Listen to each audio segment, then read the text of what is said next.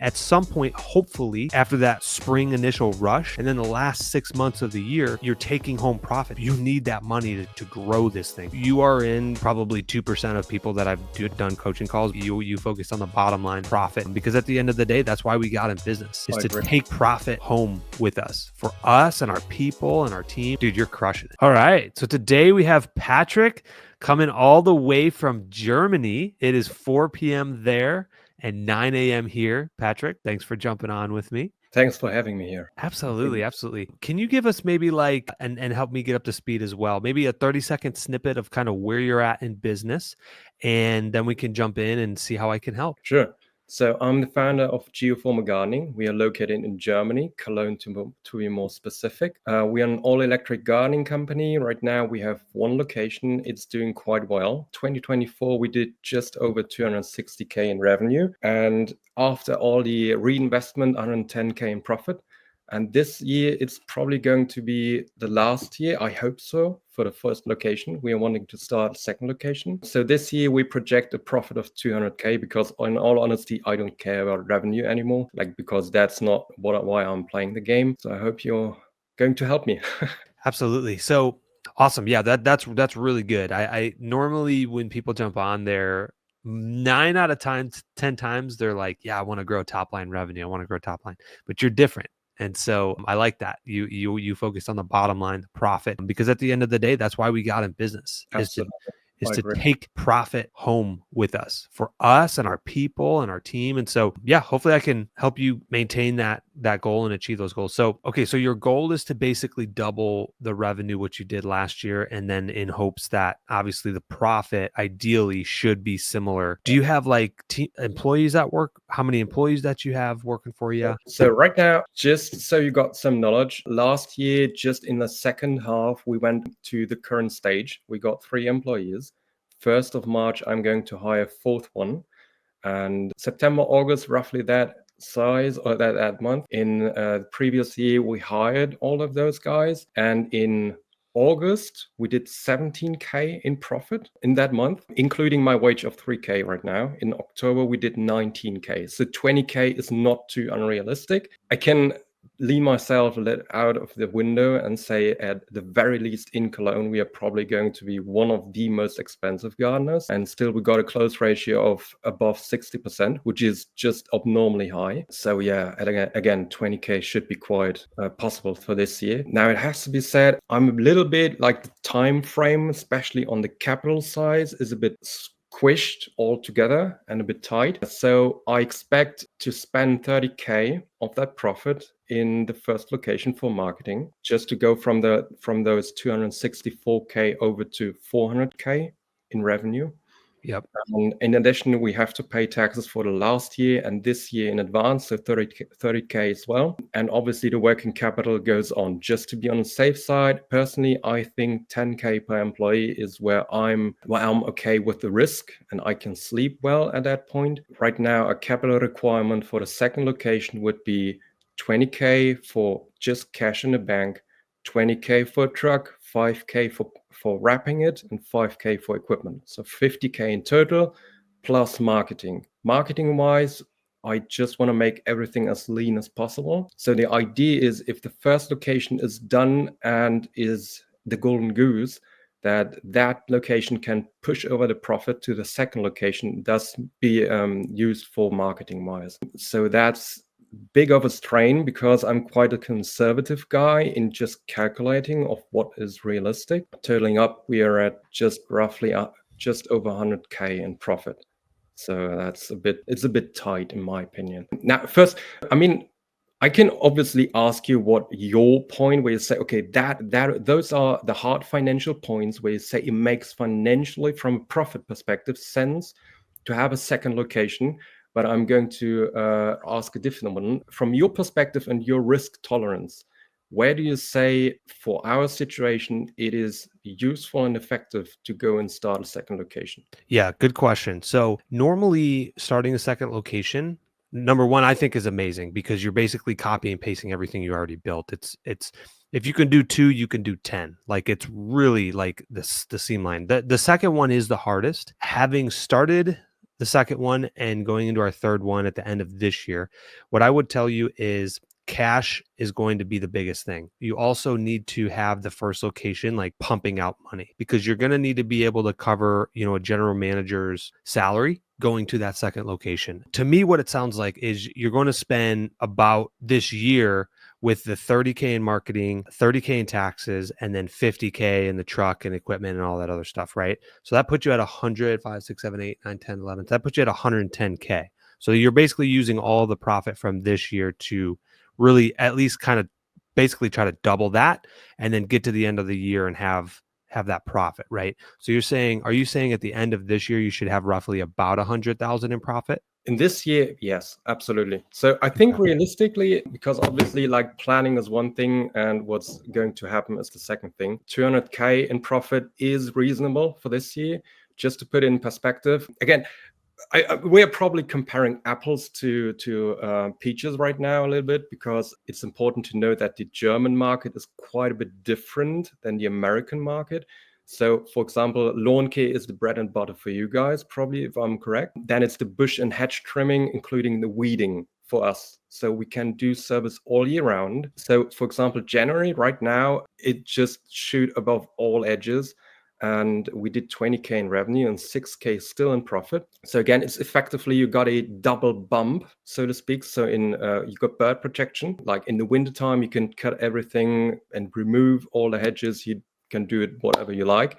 So that means that because of that law, just before March, so just right now, they are all starting to drip in all those leads and say, oh, well, I want to have my hedge removed or cut in a different manner, a lot more stronger. So right now, that first bump is going to start, and it's going to collide with the demand for the recurring services. That's the first thing. And the second thing is you got just almost the equal size of demand curve in like September to October, when the bird protection is getting dropped.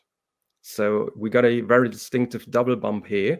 And what we did last year, it was a great strategy. So in roughly the October, September, roughly that area, instead of raising our prices to like from 60 to 80 bucks an hour, we do fixed pricing. We just pushed all those leads back in the winter. So that really helped us. We didn't even lose any kind of money, which I think is a lot more valuable than, let's say, having a company that does a million revenue and got like tons of overhead and all of that, because like logically it makes no sense, because a smaller company with like 4 or 5 people that's keeping busy over the winter, why in the world would I have $1 million revenue? That's the first thing. The second thing to consider is a lot of German specific people and customers, they are more like that do-it-yourself strategy. So let's say, correct me if I'm wrong, but in America, it's like half the homeowners want to have their yard done by a lawn care company. Correct me if I'm wrong. Is that realistic? I think it depends on the market. I think it just really depends on the market. I mean, there's some markets that have like, HOA communities. But I would say, yeah, that's probably somewhat of an average. I'd say, yeah, that's general. Like most people don't want to go out and push a lawnmower, especially when it's hot. Yeah.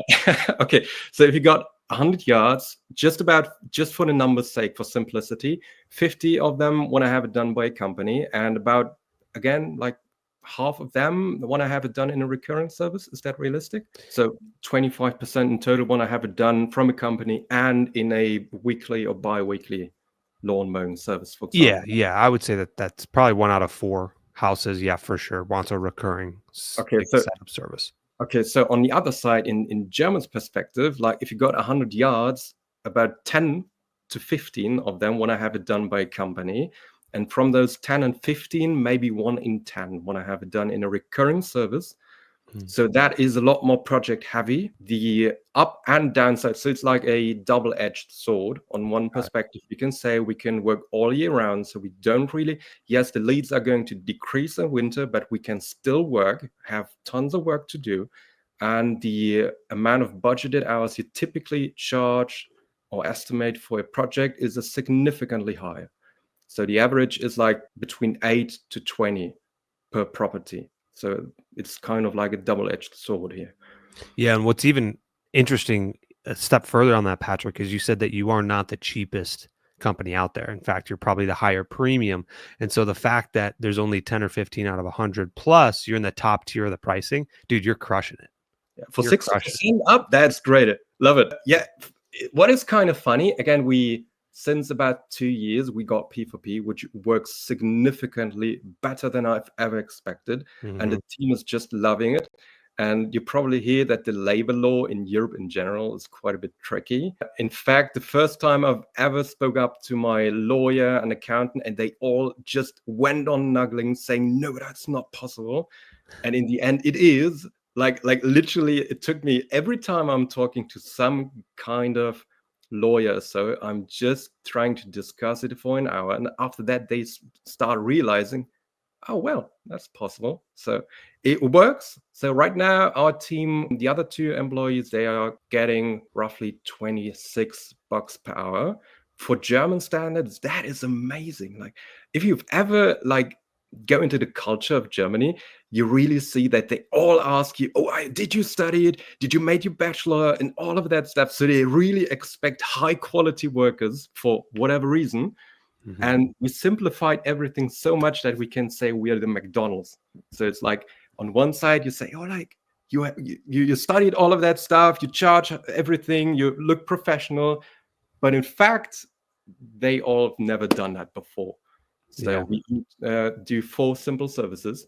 We do bush and hedge trimming, we do weeding, lawn mowing, and mulch installation. And that is really simplified. It works. It's really great. It's like everything is offsetting and off balancing everything, with the mulch perspective more of like an upsell. So right now we got just about 30% of our budgeted hours per week from recurring services. We want to go and shoot it up to 50%. Again, like 50% might not really sound as much for you, but if you keep in mind that if you got like a single project, which is like reoccurring, does 1 to twice a year, maybe even more, and it got that many budgeted hours, it's not as bad, though it is a bit painful, to be honest, because I much rather have that weekly and bi-weekly recurring side. But on the other hand, we do so much profit, and we pretty much optimize our expenses that we got as little fixed expenses as possible and as much variable expenses as possible. So we are not like for example, Mike Anders from Augusta Lawn Care, he said, okay, from 200,000 to 500,000, you got a wilderness. We don't have that. And it's probably because we put everything on the variable expenses. Not to say that I recommend it, but if you really manage it quite well, it is possible. It was also kind of funny, like literally, dude, if you ever come over to Germany and have a look at the green industry,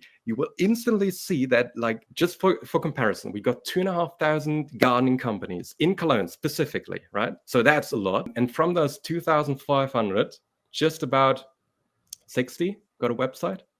It's like, wow, dude, like that's insane. Like, I mean, like, it's stereotypical that Germans are not really digitalized and not up to standard, and it is really. So that's the one point. And the second point is I'm a math and statistic guy. Like, if you want to persuade me, you got to put in those numbers, and I'm going to believe them.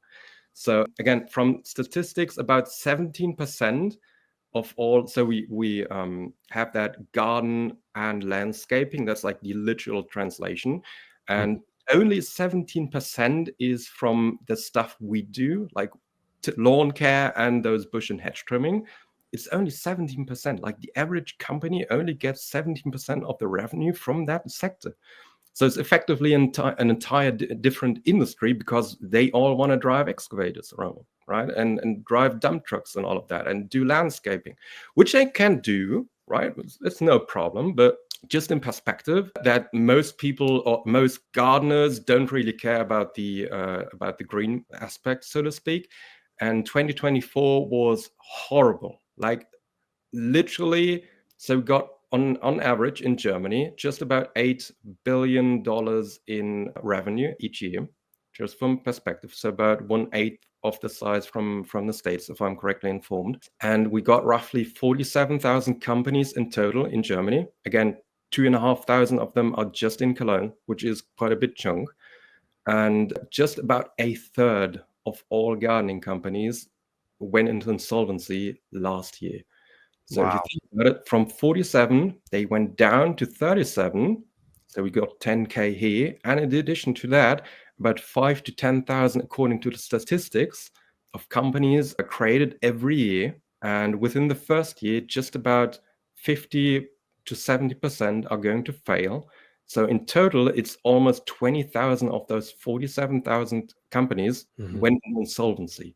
And here we are, did 110K. So everything went well for us. So Yeah, uh, well, that's a testimony to you, Patrick, and you studying the craft because, like you said, most of those people out there don't even have websites. The fact that you're on P4P, dude, I went to a Blue Collar Summit with Mike Andes about a month ago, and there's only like 120 companies outside of Augusta Lawn Care that are actually using P4P software, and it's mind-boggling to me because you see the difference that it makes in your business.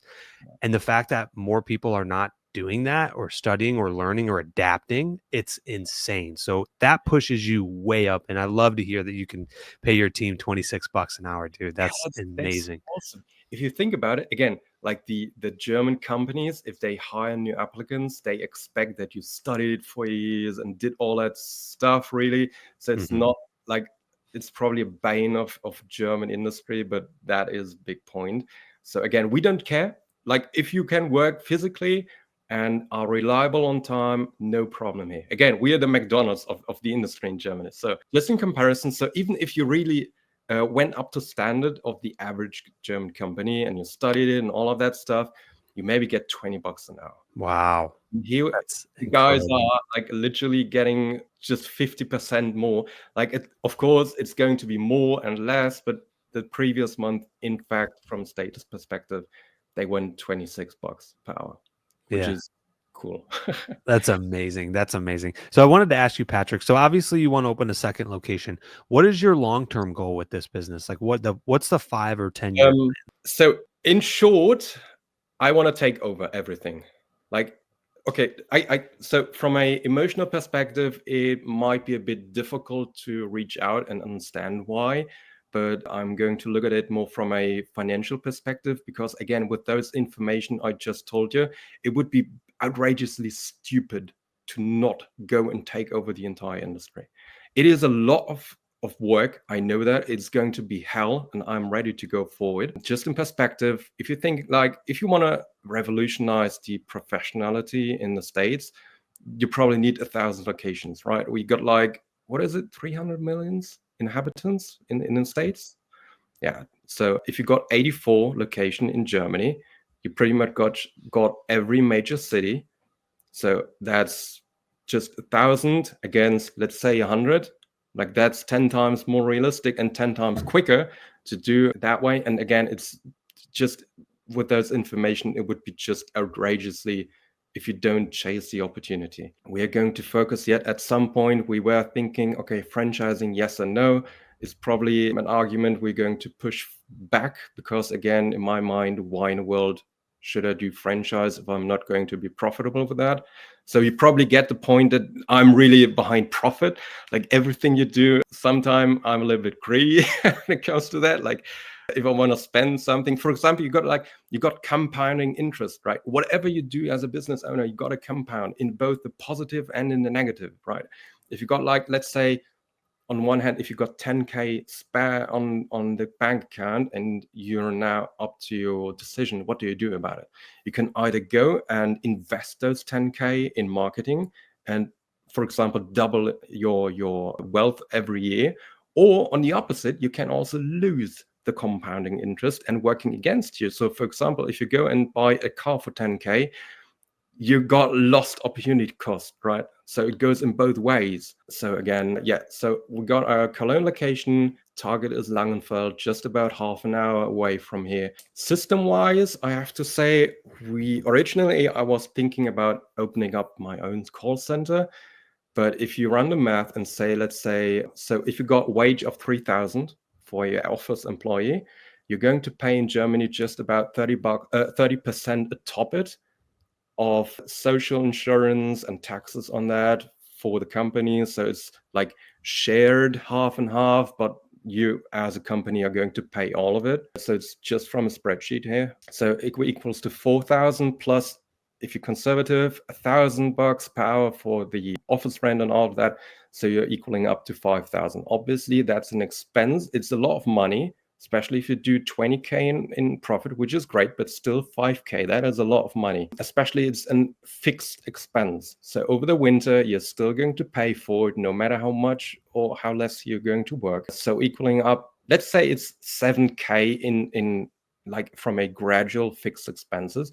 So going from 20K down to 13K, that is a lot of money. And just from a perspective right now, we got something like NG's called something similar. It's called eOffice, that company. And we just went out and shifted our software to Timify, which is where you can do online booking and all of that. Customers love it. It's great. And we almost automated either that or delegated more than 90% of all those tasks. So the question really comes up. So previously, 1 in 4 calls, there's a error rate being defined as me having to call back because something wasn't answered properly according to the system. And now it went down to just about under 7%. So that's a big improvement. And email wise, if you're going to email us, you get an auto response saying, okay, Mr. Mrs. D, for example, thanks for your email. Emails regarding schedule are not getting worked on anymore and not getting answered. Please click the link below and they can just choose their own date, schedule themselves, including time and all of that. And it works really great.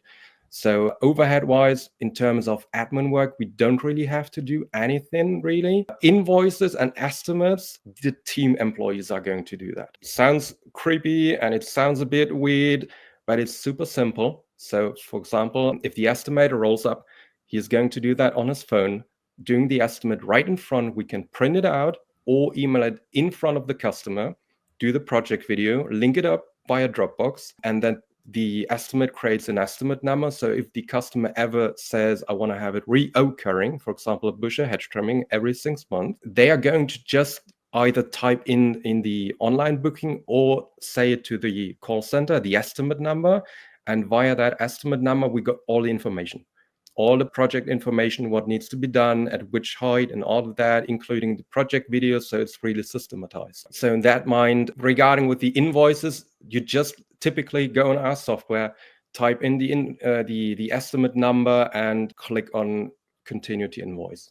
And that's like literally it is that simple. The same goes for regarding manager training. My model, again, I'm open. If you say, okay, don't do that, that's stupid. I'm open for it. So right now, I want to make everything as boringly and stupidly as possible, just as it is right now, because boring wins the game, to be honest. So right now, a manager only needs to do estimating. So for example, on Friday, like the previous Friday, we had one of our employee, Timo, and he's never done that before. And yet at the very end of those 7 estimates, he did just fine. Like I just was like a third wheel, just looking over his shoulder, and he was able to do all of that stuff himself with a P4P having an pretty much like accurate number of budgeted hours. So it's like literally if it did happen, in fact, like the absentee test, just like Mike said, for example, it did happen, not on purpose, but I got sick and had to like I went out for 6 weeks. And I just said, okay, you're going to be the manager. And you literally only had to do estimating, work on those projects, and just be a little bit of firefighter. Like, for example, if someone calls in sick, okay, Mrs. Jones, I'm going to call you. We can schedule you on Monday. Like, it's that simple. We call it the DAM principle. So from Monday to Thursday is where we are going to schedule jobs. And Friday is exclusively only for estimating, for the estimator. And for the rest of the team, it's just a reserve day. So they are able to say, okay, I did my 40 budgeted hours for the week as expected. And if no one calls in sick and no weather change or anything push the project away, they can go and take a 4-day work week. If not, Friday is going to be worked, and it works quite well. So in total, I don't know if you would agree with me, but so far it's boring and it's good. Yeah, dude, no, that's exactly how you want it to be. You want it to be boring. You want it to be systemized. It sounds like you have dialed in the office side, which is, again, a big hurdle for most people. And so, I think with you wanting to open this second location, I think the plan that you're on of like focusing on putting that 110,000 towards the stuff that we talked about in the beginning initially. So that way you can get a decent amount of profit this year, a couple 100,000 in profit.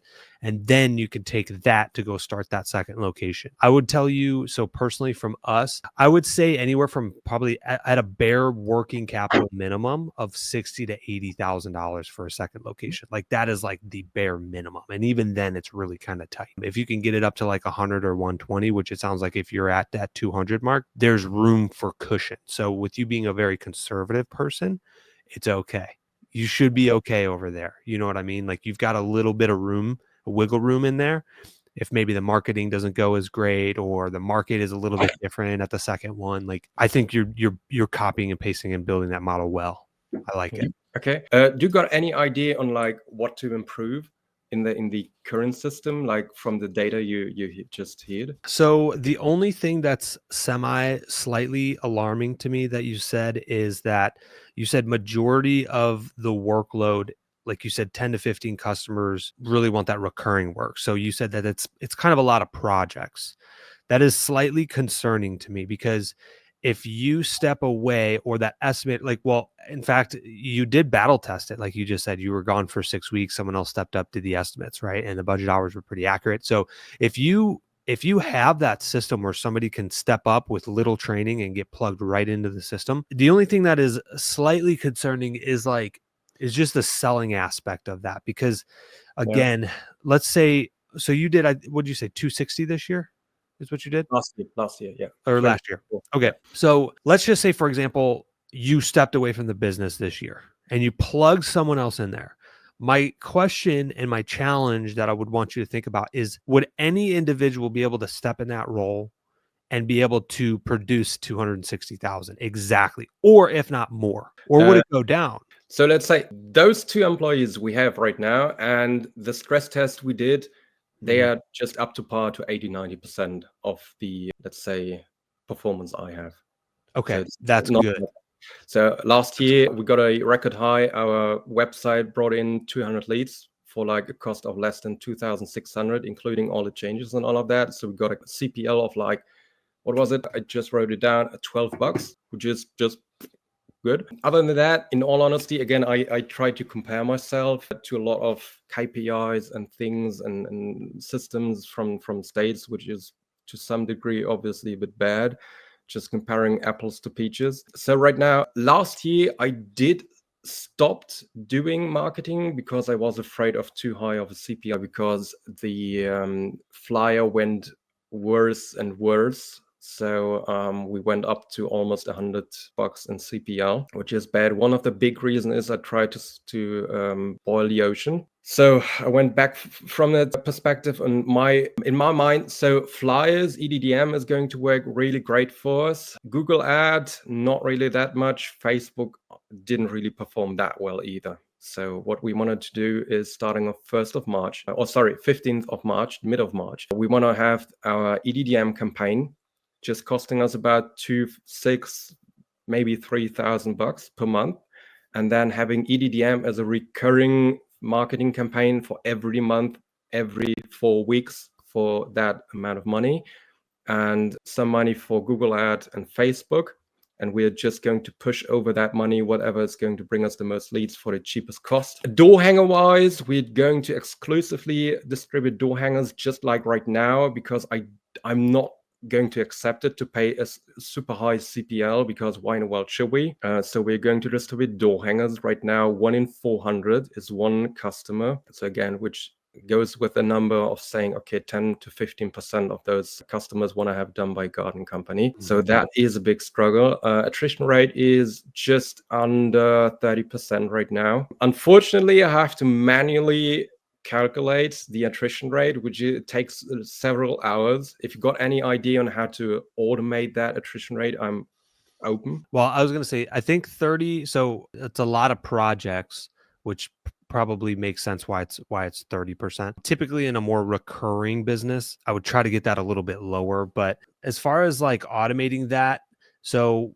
we use a software called Copilot. It's Mike Andy's, and I what's know. nice in there, it does do the math for you. But yeah, unfortunately, if the software that you have doesn't calculate that, then yeah, you will have to do that each month.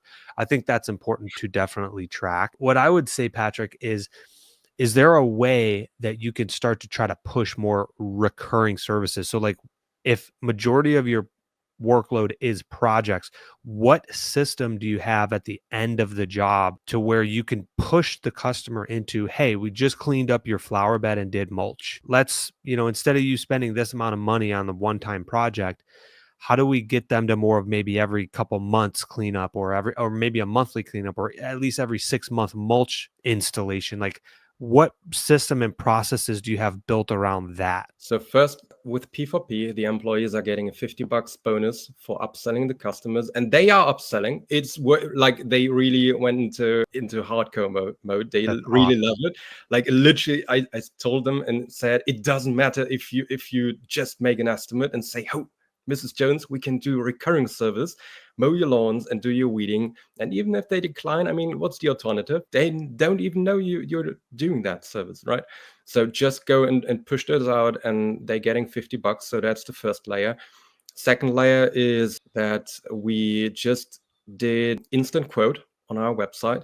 So it's Perfect. not really that fancy, but you can just as of right now book a schedule with recurring services, which includes only mowing lawn. Again, with that problem is like drive time, right? So if only, let's say, every second house is potentially a customer comparing to like every 10th house in Germany, that is a big problem. So this means that our cost is a lot higher. So we just went up and said, okay, we're going to make a low entry recurring service, which is lawn mowing, edging, and getting all those paver patios where the weed is going through. We're going to trim it down. And in addition to that, already said, okay, we can do weeding as well if you want to. So we charge a $90 per visit on bi-weekly or $150 for every 4 weeks. For weeding. What if For lawn mowing, edging, and getting a paver patio, just as a entry level recurring service, and everything else is just an upsell.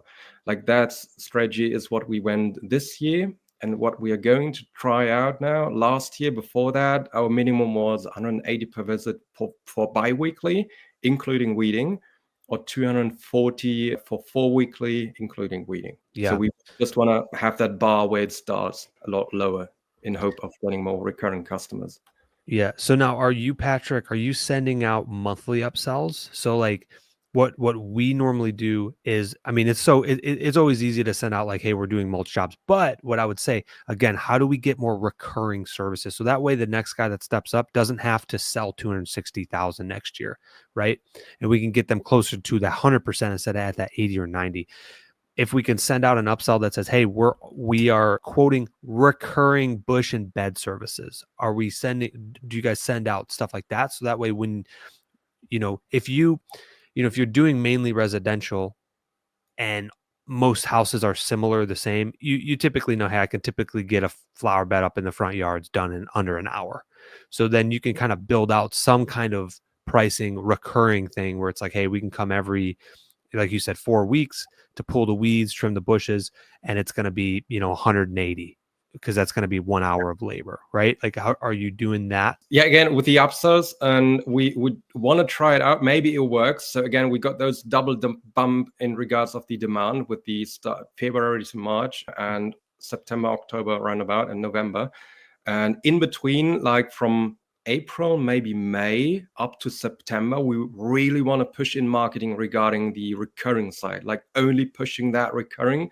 Like we can mention that we do other services, but we really, with EDDM and Google Ad, we really want to go for and say, hey, recurring services. You don't have to worry about your property anymore. So that's a strategy we are going big for this year.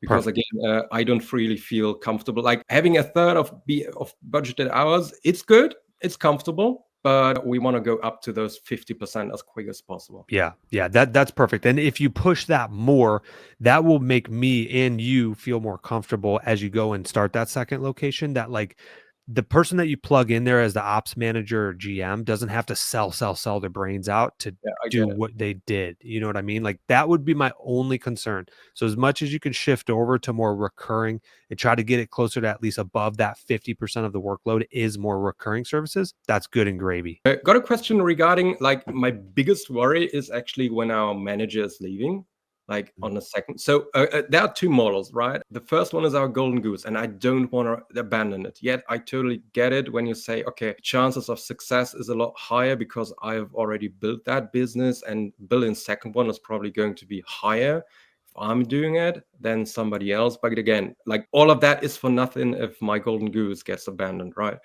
So in my mind, one of our team members from Cologne is going to move over, and two of them, they already said, okay, I'm interested in doing that position. So in my mind, they're going to get pushed over, getting manager. Again, with our systems, it's really going to be quite quick in training wise. And even though it might be an overhead, he should get a second employee as quick as possible. So in case also he gets fired, if he just leaves, the second employee can become a manager as quick as possible. Do you got like any idea on how to like get that frightening point out of the way? Yeah, there's kind of two ways right off the bat that I can kind of think of. What will help is if you actually expand your territory to that new section, if possible, if it's close enough. Sometimes it's not. It's not. Is it too far away? It is like outside of rush hour 25 minutes, and inside of rush hour in the morning and evening it's 45. Okay. And the Rhine in between. Yeah. So I think you're handling it smart. I personally would not go and start the second location as much as you and I are the salesmen and have built that first one. Like you said, I would not abandon the golden goose egg. Like if that thing falls like that, this is paying our food, like and bringing food to our table. Like we need this, the main one to keep running.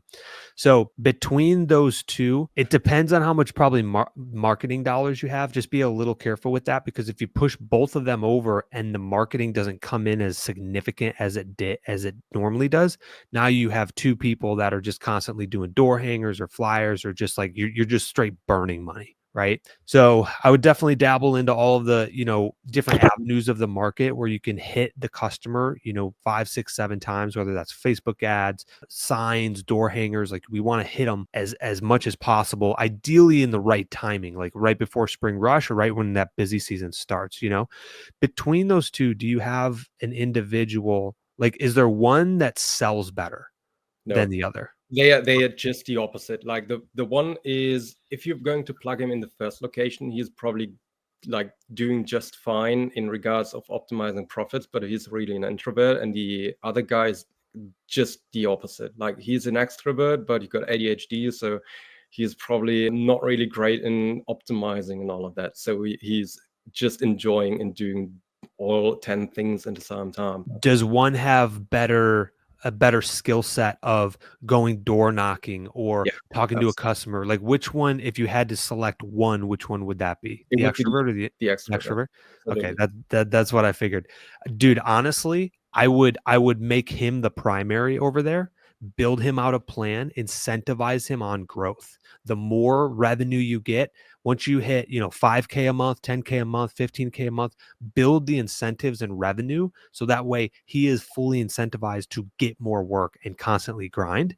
And then just have that second guy be like, hey, look, I'm going to send guy number 2 over there when we hit a certain number, because depending on the market, like our second location did not take off as quickly as we thought it was.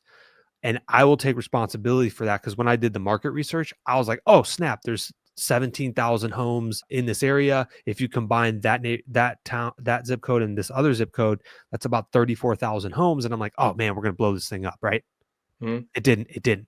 There's just not enough volume yet. It's a new build area. There's a lot of fields. They're building new homes every day, but like 24 months from now, there's going to be like 10 more neighborhoods and way more houses, right?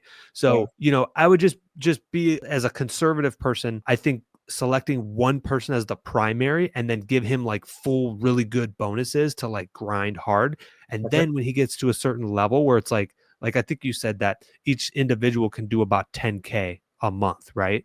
Yeah. In revenue. Maybe when he gets to like that 7 or 8K, it's like, all right, hey, Guy number 2 is going over there, and then we need to push this thing up to like 15 to 20K a month. And the faster we can do this, the more bonuses that main guy is going to get. And then the more the operator guy is going to go over there and help him kind of structure things a little bit better. Yeah. You know what I mean? That's with the regarding of the manager pay. Like, again, I'm not as of right now at that moment where you say that's crucial right now. So it's just like the closer we get to that date, let's say, more crystal clear it's going to be. So right now, in my mind, of saying, okay, you're getting 1/3 of the profit for the first 3 years, and after that, 27%.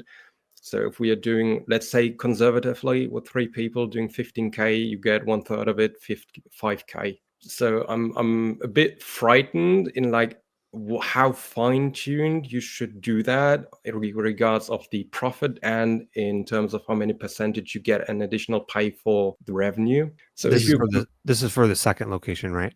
yeah. So, and sorry, I didn't mean to cut you off. Just be a little, so like, yes, you probably do want to promise him profit sharing, but realistically, the first year, maybe 2, there's not going to be much profit because all of the money is going towards the new truck, the new equipment, the training of the new team, the marketing, you know what I mean? So like, I would instead really incentivize like revenue goals. Like when you get to 10K revenue, you will get $500 a month additionally. Okay, so just the payment system is going to just pivot at some point where you say, okay, now you're getting a higher base pay plus incentives for growing, and later we're going to switch up and saying, okay, you got typical P4P, you got either a lower base pay or the profit, the higher of the two. Yeah. So And I would promise, I would guarantee him, I would say, look, if you stick around, because you're going to help build it from the ground up. If you stick around, we'll give you, like you said, 1/3 profit or whatever. But in the beginning, just know there's not going to be any profit because we're pouring all the money back into the business and there's just not any profit within the first 24 months. makes So sense. if you, so really the key is, again, in the first 2 years, there's no profit. So just take that out of your brain. But once we get there, we'll renegotiate and show you like, hey, this is what will raise your base pay. This is where you will secure the profit because you help build it from the ground up. But in the meantime, every 10,000 in revenue that you get, yeah, I would give them $500, $600, $700 more, however much you want to pay out, because you're just going to burn money until you get there. So instead, I would rather you, instead of burning money on slow playing it, burn the money by giving it to him to make him work 12-hour days and come in on Saturdays and on Fridays. Like, give the money to him too, because the faster you can get there, that's what we learned in our second location, dude. It was, we've been burning money. We went backwards last year. We only did 125K last year and we're still not making any money. We need to get to like 250, 300. So we're doing a really big push this year, but I would say take that money and incentivize them really well. Even if you're losing money, it will pay off better than you trying to kind of slow play it. You know what I mean? That makes sense. Makes sense. Yeah. Okay, so I mean, again, you're at the Landscape Summit and saw you there. So I put a lot of trust in you. You're the senior in terms of experience of me. So if I were to ask you, if you say in our position, would you be risk tolerant to say, okay, we're going that the expected aim of starting a second location at the end of this year is realistic? Or do you say, okay, maybe you just wait a year because it would be kind of weird to start in the mid of 2026 with the spring rush gun? No, I think it's realistic. I think it's realistic. What you would do is you would push hard on this location. It's gonna, growth sucks cash, so you're not gonna have a ton of it if you do and go start the second location. But I would assess it at the end of this year. Put as much as you can into this, grow as much as you can, and then at some point, hopefully, you get, after that spring initial rush, you're able to increase prices, stabilize things, start to pull profit out. Like typically the last 2 quarters of the year, hopefully, you go through that crazy rush, and then the last 6 months of the year, you're taking home profit because you need that money to grow this thing. And as long as you, I would say, yeah, as long as you have above probably 80, realistically, maybe to 100K in the bank at the end of this year, and you can still pay because you said in Germany, you got to pay taxes for the next year and this year. Don't forget about that, right?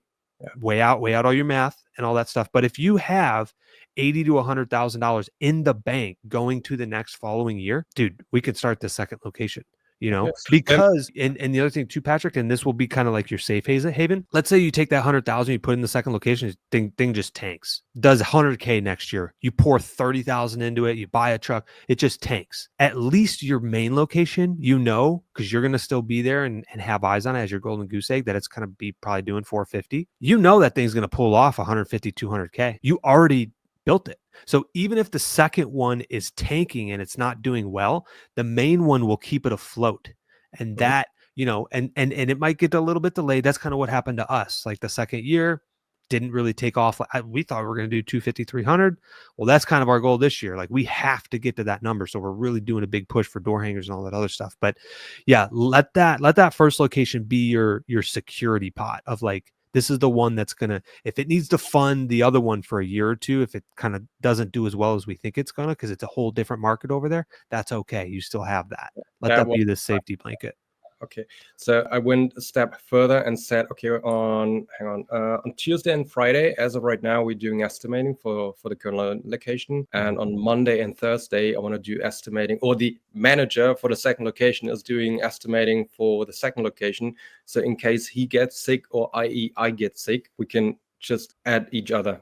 So it's not really going to be a pain point in that point. Recruiting wise, we also got it almost fully automated. So it's like literally just like with Timify or Calendly, just book your virtual interview, and I can just going down. Like it really is quick, simple, effective. And I do that on Wednesdays. So I got all those 5 days in case of emergency. Yeah. Sorry to jump in on this because I didn't want to lose this point, Patrick. When you just said that the second location's estimator, you were gonna kind of, if one of If, them's sick, you can kind of come over. What I have learned with starting a second location and having management is, although you want people cross-trained, you do not want overlap. okay. And as much as you and I are conservative people, because I was exactly like you, I was like, man, everybody needs to have their hands into it. So if this person isn't here or sick or leaves, this person can. But in a realistic note, as you scale, it's not a good thing, because what happens is there's too much overlapping. It creates extra overhead waste of communication. If this person's sick, Yeah. instead, I would rather cut it directly down the middle and say, you are responsible for all estimates over there. So if you are sick, guess what? Me, sounds like you're coming in on Friday and Saturday. Like, and then again, if he doesn't come in on Friday and Saturday because he's still sick, it's like you are the bottleneck. Now, granted, we're using a sickness thing, so you can't be too hardcore on him, because that's probably illegal, right? But Yeah. what I'm saying is if he falls behind, I would not send reinforcements to go help him. He Okay. has to figure out how to dig himself out of the hole. You can be his coach and mentor, expressing, hey, this is how I would handle this. You might have to work a 14-hour day on this. Like, you can help him navigate through those hurdles. But if you start sending reinforcements over there, what you're doing is you're undermining his authority over there. Again, And you're makes not giving sense. him full control and responsibility.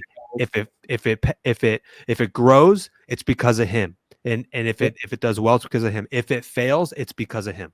Okay, what should we do if we, again, like just in the very starting time, and we might lose him? Do we just take some other team member from the first location, push him over if he wants to be a manager? Does that make sense? What do you mean? Like if he leaves like the company? Yeah, for example, if either he gets fired or he's just going to leave by himself, so just plug and charge another guy who wants the position, just move him over, Yep. and okay, makes Exactly. sense. Yep. Right. And sometimes if it's in the heat of things, it's called a battlefield promotion. And they're not going to get as full extensive training maybe for them to effectively do their job, but they're going to learn. They're going to drink from a fire hose and they're going to figure it out. And you're going to be in their corner. You're going to help them out. And you're going to coach them. You're going to mentor them. But it's their job. You are being promoted to that, and you are responsible for all of this. Nobody's coming over to help you out. Okay, You know what I and mean? the same thing goes for, let's say, if a manager is going to, I don't know, broke his leg, he can't drive anymore, he can't go to those in-person estimates. What should we do then? Because as of right now, they, like the normal team members, they just do estimating and they effectively get it done on P4P on base pay and get a little bonus from me in terms of Mhm. $25 per estimate. I don't know if that's too crude. Or do you got a more refined system if the manager goes in sick and the estimates cannot be done anymore? Yeah, if it's only like a day or two, just, move the schedule around and squeeze them in on a weekend or something like that, right? If they break their leg, ideally, hopefully they have some kind of maybe insurance because they're going to be out for a couple months. You know what I mean? I personally haven't ran into that situation yet. I'm sure at one day it could probably happen, but I would try to see if there's other roles that that person can do in the meantime or the downtime. But Mhm. at the end of the day, as unfortunate as it is, if they don't have insurance through the company or personally and they go down for 2 months, I also I mean, my hands are kind of tied. I'm not just going to have them sit in the office for 8 hours doing nothing. So it's like Makes sense. Yeah. either we or they need to figure out a way that they can be productive for the company, or they need to kind of go home. You know what I mean? Like as unfortunate and horrible as that sounds, but like it sounds like the manager in your business works out in the field. And so if he can't work out in the field because of a physical capability, I mean, there's probably a couple. I mean, he can scan receipts, he can do some other things, but like once that's all done, it's like, I'll Yeah, see you. get it. Come back tomorrow, and we'll see if we have any more things you can do, Yeah, or I get it. maybe Just help out in the office or something. You know? makes sense, absolutely. Dumb question regarding the phone system. So right now I got we got 24-hour availability, and I just got my mobile phone. Like literally it's just getting redirected to e-office. The reason being because we got a very simple to know number, like no mash or spaghetti with the number, just very simple, easy to remember. What do you recommend in terms of the phone system? Like there have been some sort of like internet phone connection for a second location. What do you recommend? Oh, so you're using like a personal cell phone right now as the number? So it's that one, and I never ever get any call because it's getting automatically redirected to the office. So they just call that number right now. Oh, I But you got you. So still have it's going to the company that answers the phone, yeah. right? Okay, so if you plan on just keeping that model, I don't really see an issue with that. Although if you change anything down the road, that might cause some problems because if you just put that number on everything and it always goes to that office, but what happens if the e-office goes out of business or something else, right? Then you You might can have to just move it change. over. It's no problem. Yeah. So yeah, I don't see an issue with that. Yeah, I don't see an issue with that because if your phone's never ringing, they're always the one answering it. Okay. Maybe you got a secret tip regarding if we got multiple social media accounts for like both locations or like later on every single individual location. Do you got like a software where you can like multi-post where it's just like it's a mess.